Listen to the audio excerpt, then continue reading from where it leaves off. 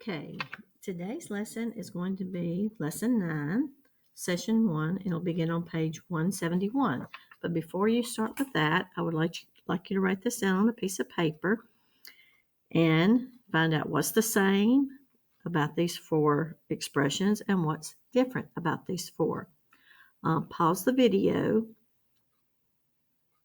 and get your answers.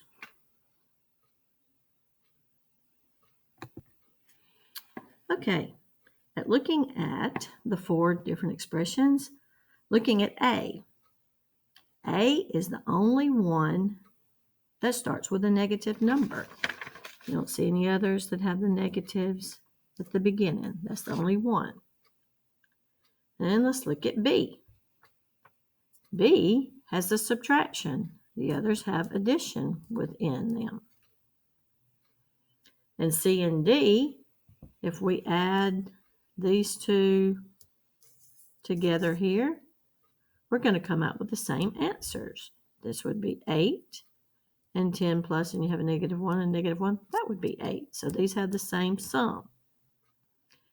And then D is the only one that has 3 terms.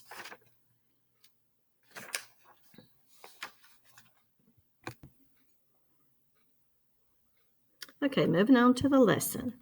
Lesson 9, Session 1, Subtraction with Negative Integers. We've been dealing with adding of negative integers and fractions and decimals and mixed numbers. Here we have Corita has $5. She plans to spend $2 on a notebook. She can use the expressions 5 minus 2 to find how much money she will have left after buying the notepad. Well, I said notepad, sorry. So anyway, we have 5 positives because she has $5, and she's going to spend 2 of those dollars, so we X these out, and we have 3 positives left. So in the next question, it says how much money will Rodera have left after buying the notepad? $3. How does the model show this? Well, we have 3 positive chips left. Another way to represent spending $2 is with the integer a -2.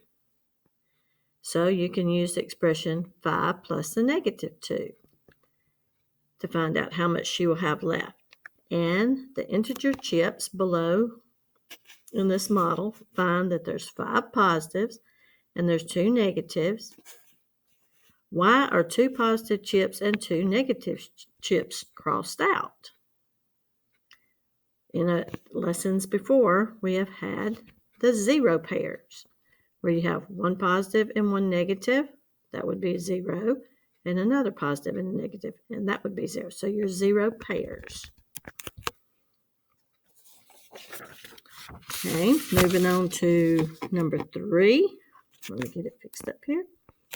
You can also subtract negative numbers. You can use integer chips to find a -5 minus a -2. You've got your -5 chips represented, and subtracting a -2 means you're taking 2 away. Subtracting a negative with any number there means taking away that number. So we cross out 2 integer chips to show taking away of these 2. So what is a -5 minus a -2? Well, we have 3 negatives left. How can you tell? There are 3 negative chips left after 2 chips were X'd out. So remember, subtracting means taking away. The integer chips below in this model, you have a -5 and you have the +2. So we have -5 plus 2, which equals, once again, our -3.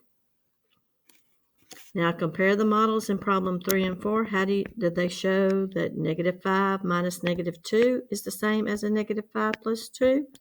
Well, the models show when you either take away 2 or add 2, you are left with the 3 negatives.